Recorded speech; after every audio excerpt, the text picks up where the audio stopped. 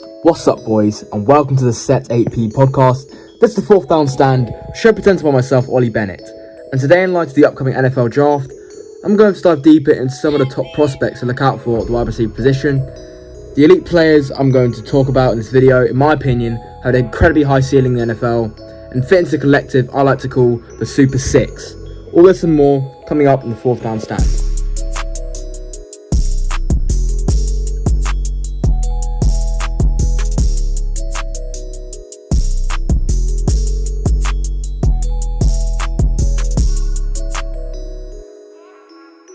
Despite the 2020 wide receiver class making a huge impact in its previous season, with the likes of Justin Jefferson, CeeDee Lamb, and countless others emerging as stars in the NFL, the class of 2021 has the potential to be even better. There's a huge variety of receivers available in this draft. Whether you need a big body target, a speedster, or a skilled route runner, there is a good chance that whatever you need will be available at most points in the draft.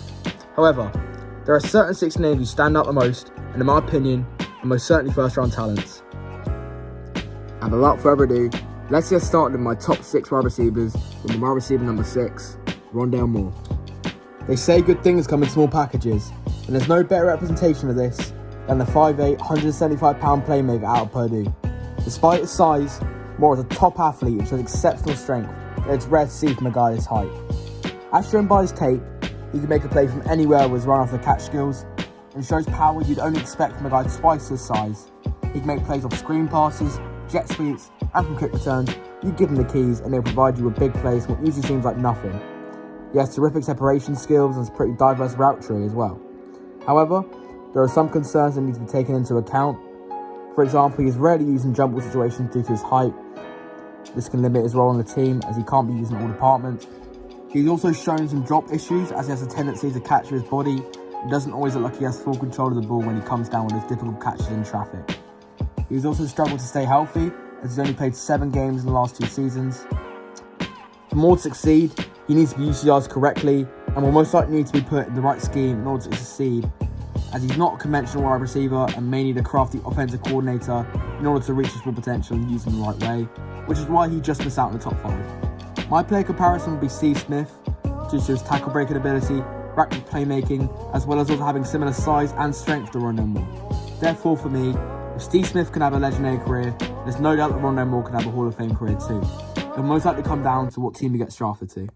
Now, moving into my top 5, we have an absolute freak of nature that plays down in Baton Rouge that goes by the name of Terrace Marshall. This man is a giant, standing 6'4" and weighing in at 200 pounds. He was also dialed in a 4.38 40 time at his recent pro day, which for someone his size is outstanding. But athleticism isn't the only thing he possesses. He also has an elite skill set to his disposal with great rack ability, route running ability, as well as being a brilliant jump ball receiver. The only minor concerns there are for Marshall is that he missed some time at LSU due to a foot injury and had some minor drop issues.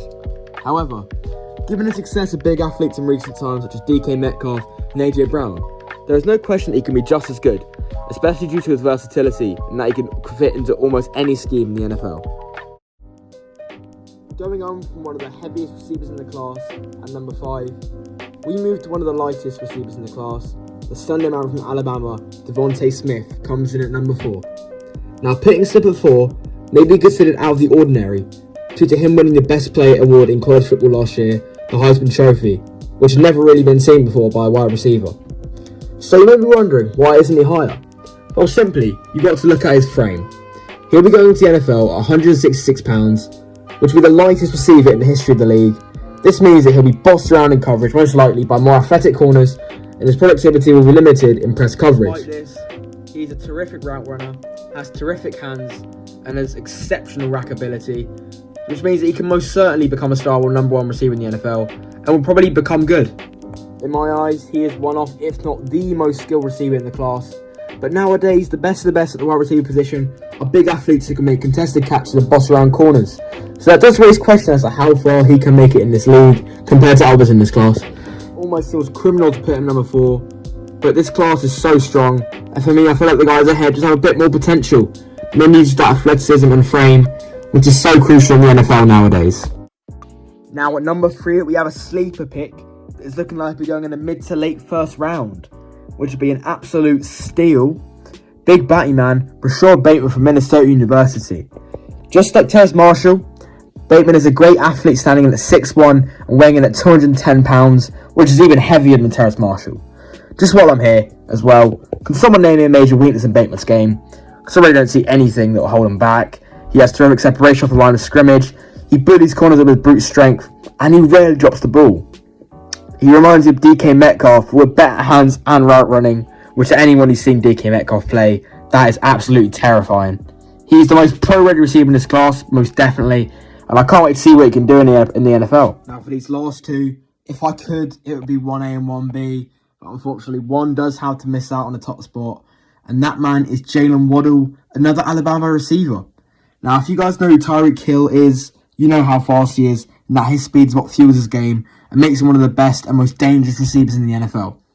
Well, Jalen Waddle is quite possibly the closest thing we've seen to Tyreek Hill coming out of college. And the only thing is, Waddle has that elite speed and a lot more. He's very athletic and strong, his hands are brilliant, and his separation skills are second to none. And to be honest, we talked about Devontae Smith earlier. When Devontae Smith and Jalen Waddle played together at Alabama, although Devontae Smith got more production, I was generally more impressed with Waddle when he was targeting the ball. And when he had the ball in his hands, I just think overall, he's a better prospect than Smith. Hence why he is fourth and Jalen Waddle is second, which is a shame. But unfortunately, he just missed out to this one man. And that man is the dominating, incinerating Ja'Marr Chase. Although he opted out of the 2020 season, he has still kept his draft stock and is still, in most people's opinion, and including mine, the best receiver in this class, after having an unbelievable 2019 campaign with the national championship winning LSU team. Chase is another freak athlete in this class who is incredibly strong and can make a catch and trapping in any situation needed. As touched on there, he's a brilliant jump ball receiver and will be a mismatch on most corners as soon as he comes into the league. Although there have been some doubts about his ability to separate, it shouldn't matter when he gets to pros, as he doesn't need to make space on whoever is guarding him in order to make a catch. So there's no worries for me in that category. And to be honest, he could go as high as the top 5, and for good reason. And it looks like there could be a possible reunion between him and former QB Joe Burrow down in Cincinnati. And that's about it for this video of my top 6 wide receiver prospects in this draft class. I'm probably going to do a few more draft videos before the 2021 draft this Thursday. Probably try get some quarterback positions most definitely, because it's quite a big topic given there's 5 quarterbacks is going to be taken in the first round. Not certainly, but most likely that'll be the case. I'll also maybe do some sleeper videos, because you know there are some which I think could be hits in the NFL that will be going the late rounds, 5th, 6th, 7th round. So yeah, I'll make a couple videos on them. Maybe before, maybe after the draft, before the next season, they'll be out. But thanks a lot for watching. Make sure to check out our other stuff, subscribe, like, all that stuff, and I will see you later.